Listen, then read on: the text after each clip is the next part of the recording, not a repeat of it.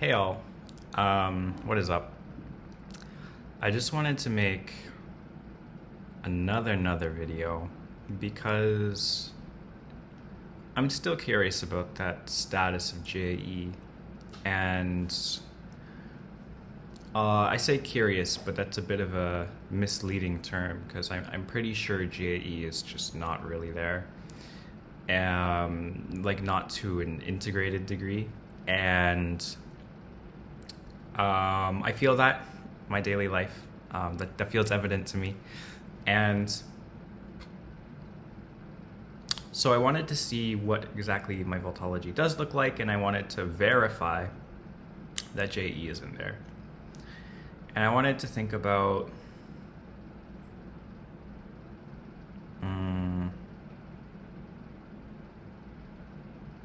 well, I mean, I'm thinking about what that means, but that has nothing to do with this video. Oh yeah, also no.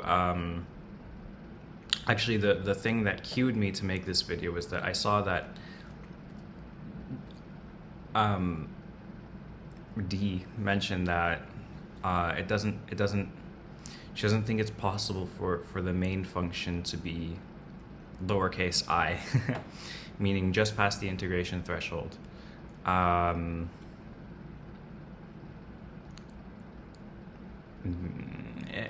so I think I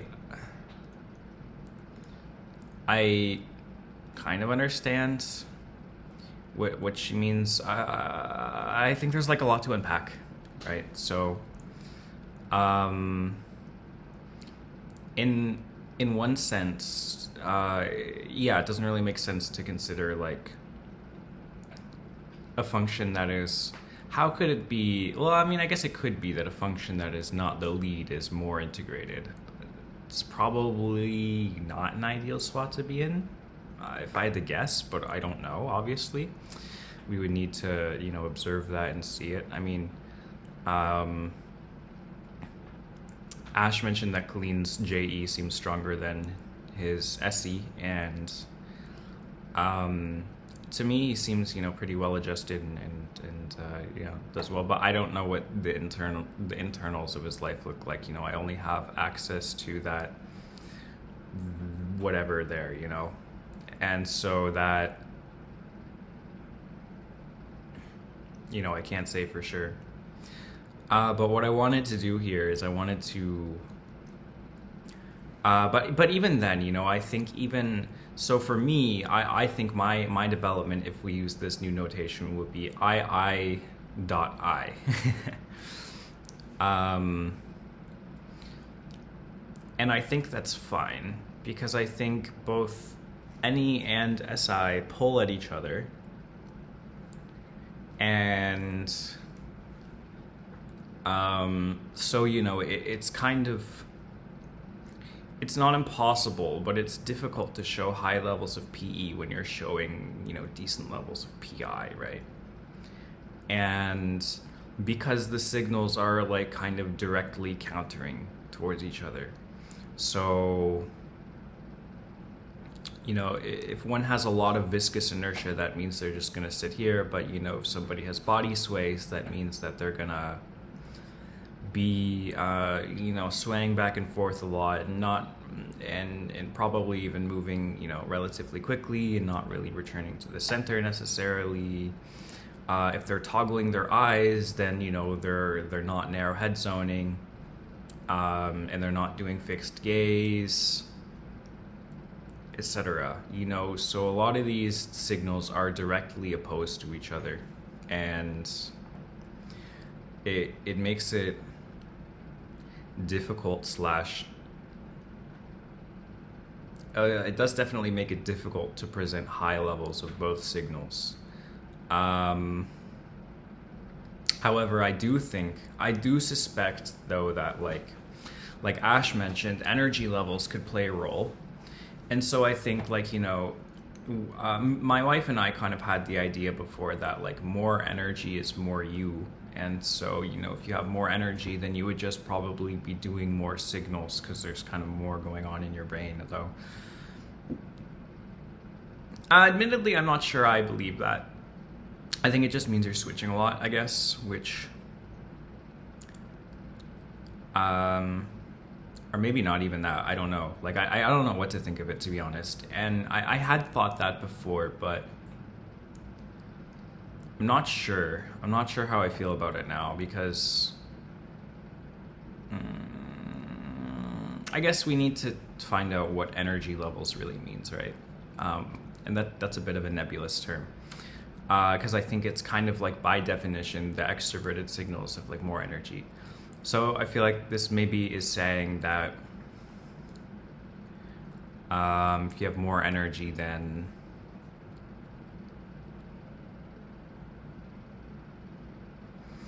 like it's kind of implying that more energy is more mental activity or something. But I don't think that's really true. I think it just means you're switching between states more often or something. But I guess you could argue that, then you're switching appropriately as needed. And it's not good to just analyze everything through the lens of one function. But let's move away from that model. I would like to suggest that we move away from the model of thinking about voltology as signals and thinking about point values, because all that's meant to do is to say how obvious is it that the person is using this function and to what degree are they using it as well, I guess. But maybe not even that really, because I think like,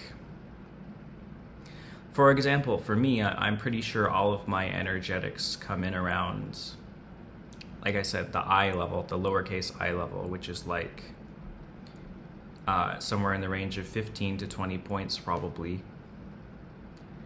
And I think that's, I think it makes sense. I think it's fine. And I don't actually think I'm necessarily that low energy of a person either. And I'm most definitely extremely mentally active, right? So that's, I think like that is, basically a data point to counter that idea.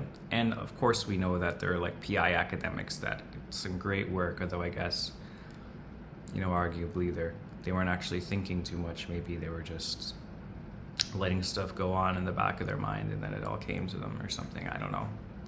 But I'm definitely very mentally active, and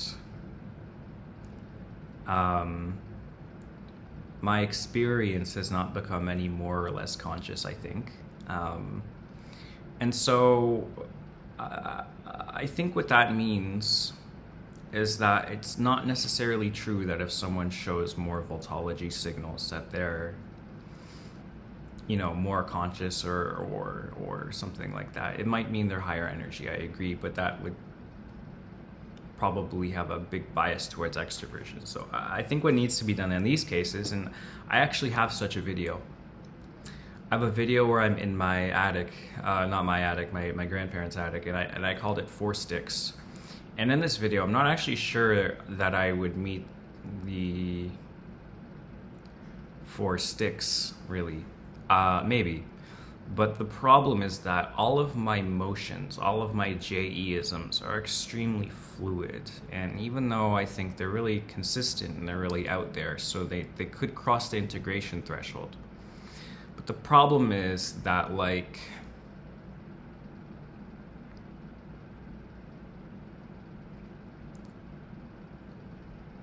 I think in that video, if I remember right, I could be remembering wrong, I think I had a lot of PE. And honestly, I think the things seemed kind of disjointed too. So I kind of go between doing a PE-ism and a PI-ism and a JI and then JE and kind of go in these cycles. But I feel that what true integration means is to have a consistent force in which you value each aspect of the psyche equally, and so they're all kind of always present.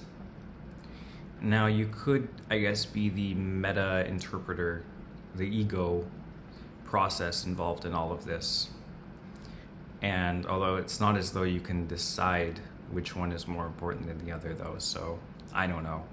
It's honestly a bit of a confusing topic, but sorry, I've been meaning to get to this for a while. What I mean is that if somebody shows, let's say, high levels of like several different functions, right? Then I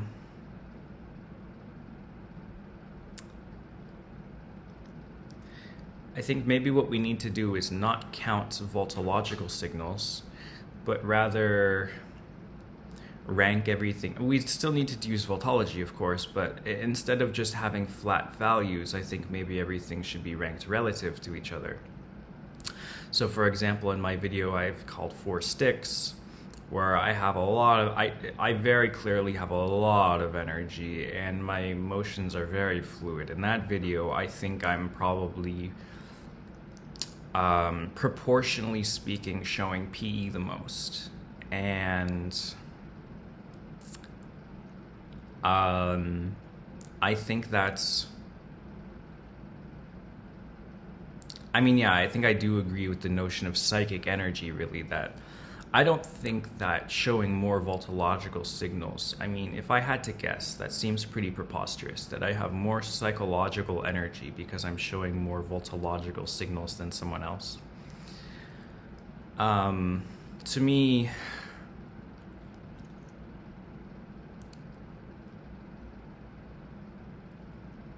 I'm not sure. Yeah, I'm not sure. I'm not sure what makes signals show up exactly and affecting the strength that they have and everything. But I think like the concept of psychic energy distribution makes sense.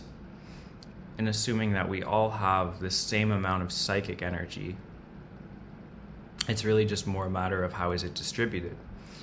And so I think in that sense, you know, having somebody who's just like all 4 capital I sticks doesn't really make sense. Like they would have to be all lowercase I sticks, right?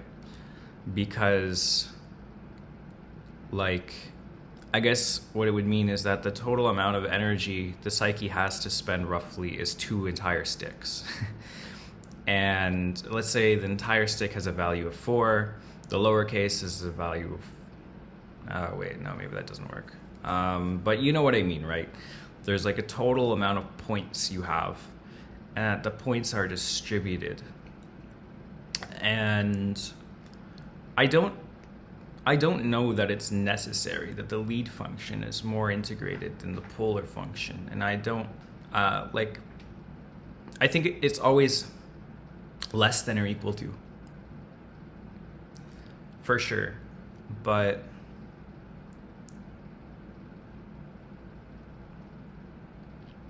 well, not always, but you know, I think in most cases it's going to show as less than or equal to the polar function will be less than or equal to the amount of energy and signals that the dominant function has. But I don't think the dominant function is necessarily taking up such a huge slice of the pie always. And speaking in my experience, you know, and for my wife as well, like, you know,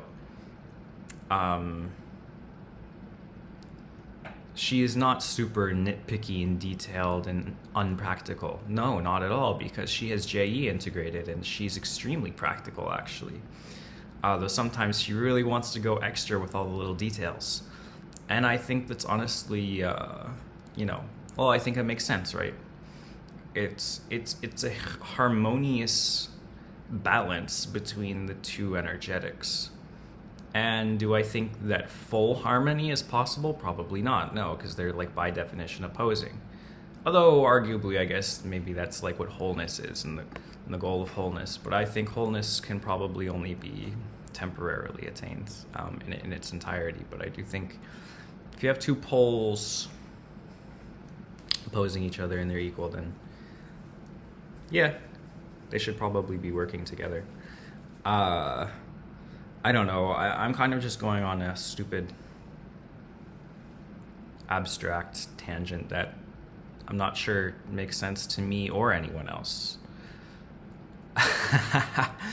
Oh, and for what it's worth, there's many points in this video where I was kind of shaking my left leg, like kind of like restless leg syndrome. So I think my restless momentum, is there. It's just below frame.